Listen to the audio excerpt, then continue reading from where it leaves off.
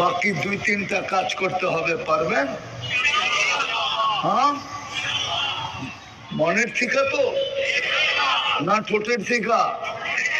পাক্কা বলবো?